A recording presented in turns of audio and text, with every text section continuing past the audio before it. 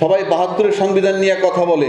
আচ্ছা, ৭২-এর সংবিধান তো ১৬ বার ১৭ বার অ্যামেন্ডেড হয়েছে এবং ২০১৬ সালে সর্বশেষ সংশোধিত হয়েছে। তাহলে এটা কি ২০১৬ সালের সংবিধান নাকি ৭২-এর সংবিধান? সংবিধান যখনই সংশোধন হোক সে ৭২-এর সংবিধানই থাকবে। আজকেও যদি সংশোধিত হয় সে ৭২-এর সংবিধানই থাকবে। এই যে ভেগ টানগুলা বলে, এটা আমাদের কাছে বেদনাদায়ক এবং সবসময় সংবিধান সংশোধন হইতে হবে। এবং এই সংবিধান যদি সংশোধন না করে, আমরা একটা কথা ইতিমধ্যে শুনতে পাচ্ছি যে সংবিধান মোতাবেক নাকি সবাই ক্ষমতায় গেছে, সংবিধান মোতাবেক পার্লামেন্টে ঢুকেছে। আমি একটা সিম্পল প্রশ্ন রেখে যাই, রাষ্ট্রপতি যে ভাষণটা দিলেন, উনি ১৭ মাস পরে যে একটা নির্বাচন হলে সংসদ ভেঙে যাওয়ার পর ওনার তো একটু ব্যাখ্যা দেওয়া উচিত ছিল যে ১৭ মাস পর আমরা কেন করলাম এবং ১৭ মাস পরেও কি আমরা সংবিধানের মধ্যে ছিলাম কিনা, এই ব্যাখ্যাটা দেওয়া উচিত ছিল।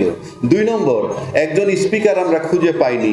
সেই স্পিকার ওনার লাস্ট স্টেশন ছিল সেনানিবাস, যেখানে উনি আশ্রয় নিয়েছিলেন।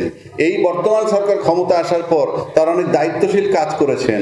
বাংলাদেশ ব্যাংকের গভর্নর সরিয়েছেন, আইসিটির চিফ প্রসিকিউটরকে সরিয়েছেন, এরকম দায়িত্বশীল অনেক কাজ করেছেন। তাদেরও তো নৈতিক দায়িত্ব ছিল। স্পিকার কোথায়? আমরা স্পিকারবিহীন যখন সংসদ শুরু করলাম, তার মানে আমরা সংবিধানের মধ্যে নাই এবং সংবিধানের মধ্যে নাই, অথচ বারবার বলি আমরা সংবিধানের ভিতরে আছি।